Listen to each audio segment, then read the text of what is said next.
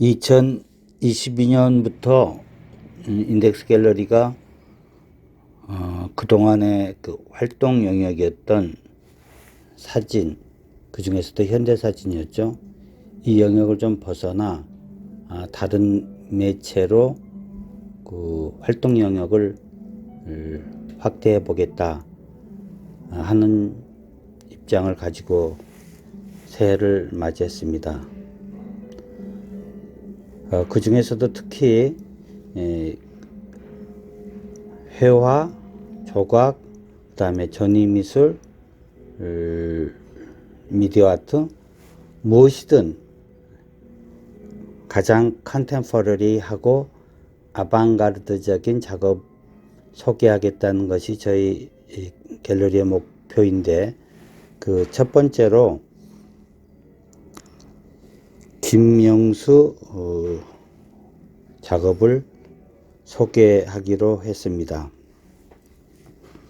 저희 갤러리가 추구하는 목적에 부합하는 작가라고 판단을 했습니다.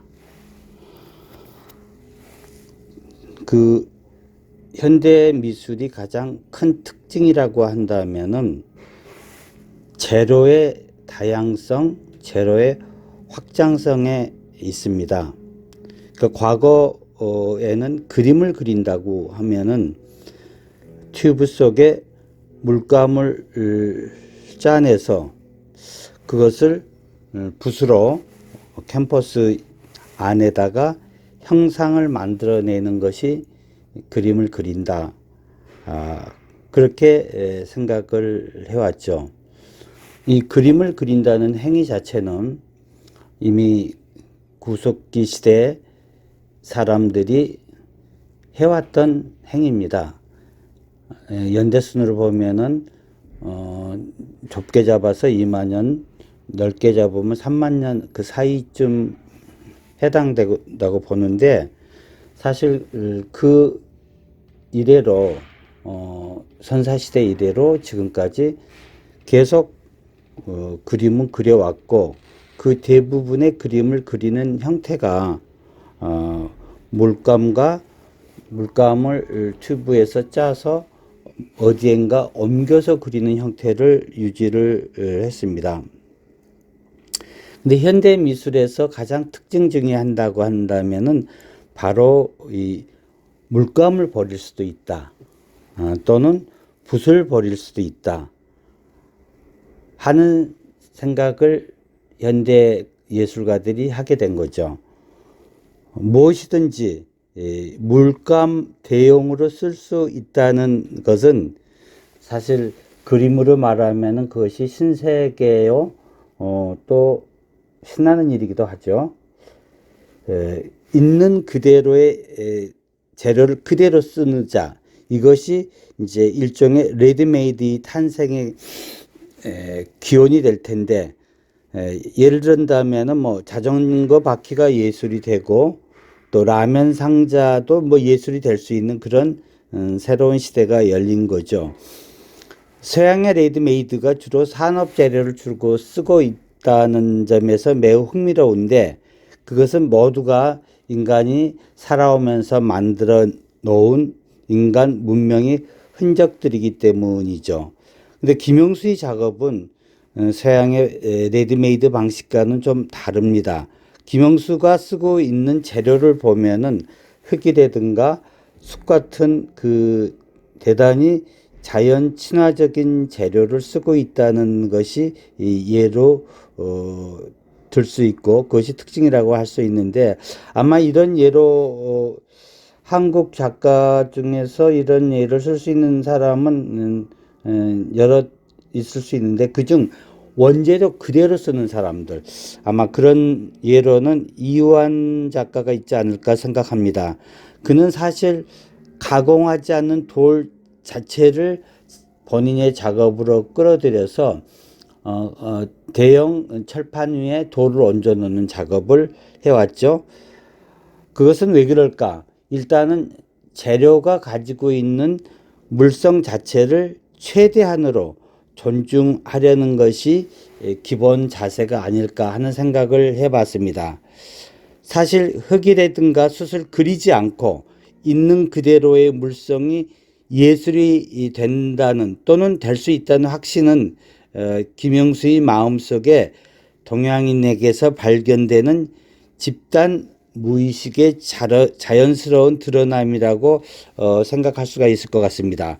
다음으로 생각의 진행 방향은 왜 그 많은 자연물 중에서 왜 꼭 흙이어야하고 수치여야 하는가를 우리는 물어봐야 되는데, 이것들은 그 자체가 작업의 소재가 되면서 또 대상이 되는 두 가지 그 특징을 가지고 있죠.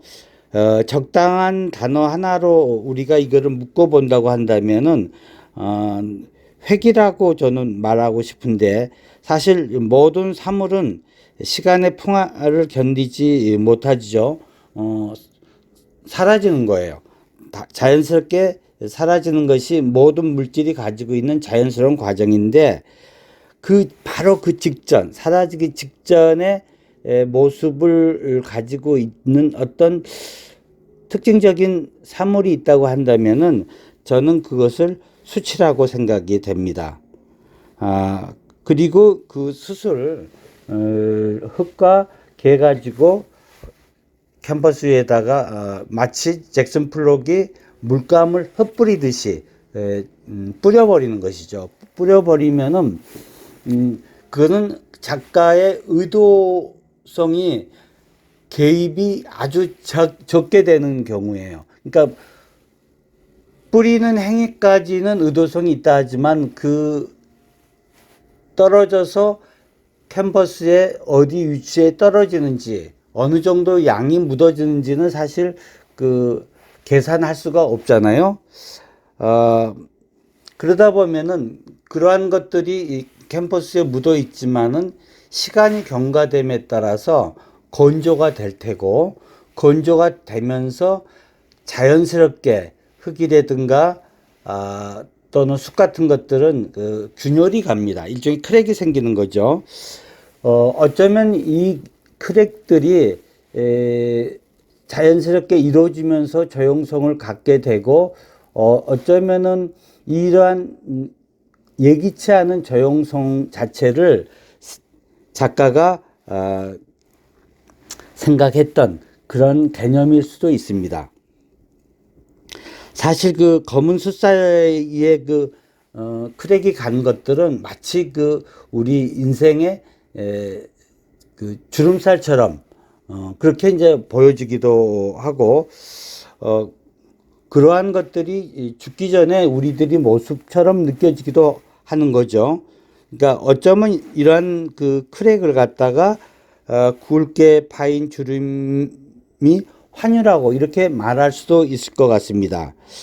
사실 우리는 살아오면서 아름다운 시절도 있고 또 고통스러운 시절도 있고 그러는 거죠. 그러나 이런 아름답고 고통스러운 것들이 시절과 날줄이 되면서 우리의 삶의 무늬를 형성하는데, 그러한 삶의 무늬들이 마치 김영수의 작업의 캠퍼스에 있는 크랙이 그렇게 느껴지지 않을까 하는 생각, 그것을 우리가 이 작품을 통해서 볼 수 있지 않겠는가, 이런 생각을 해봤습니다. 결국 어떤 것들도 세월이 지나면은 다 버려져야 되는 거고 사라져야 되는 건데, 그러한 사라져감의 아쉬움들을 수시라든가 흙을 통해서 새롭게 재탄생시키는, 그리고 그것들이 캔버스의 주인으로 들어와 있다는 것 자체, 이거 자체가 하나의 이 작업의 큰 의미가 아닐까 하는 생각을 해봤습니다. 그렇다고 한다면은 이러한 것들은 단순히 흙이고 또 수치고 그런 문제가 아니라, 그것이 어쩌면 나일 수도 있고 또는 우리라는 의미로 확장이 가능한 것이 아닐까 하는 생각을 이 작품들을 보면서 제가 가지고 있는 생각 또 느낌이라고 할 수가 있을 것 같습니다. 여하튼 인덱스 갤러리가 구정 지나서 첫 번째 하는 전시가 회화전, 그것도 어떻게 보면은 전통적인 의미에서의 회화가 아니라 숲과 흙이라는 그런 물성 자체를 작업의 소재이면서 주제로 끌어들여서 우리들의 인생을 생각해 볼 수 있는 그런 전시를 꾸몄다는 것이 상당히 의미가 있다 이렇게 보고요. 금년에도 이러한 작업들을 하시는 분들, 그냥 단순하게 눈에 망막의 아름다움이 아니라 작품을 통해서 인생을 성찰할 수 있고, 그 의미를 작가의 의미뿐만 아니라 나의 의미로 환원시킬 수 있는 그런 작업들을 많이 전시를 하고 보여드려야겠다 하는 생각을 하고 있습니다. 감사합니다. 사진직설 최건수였습니다.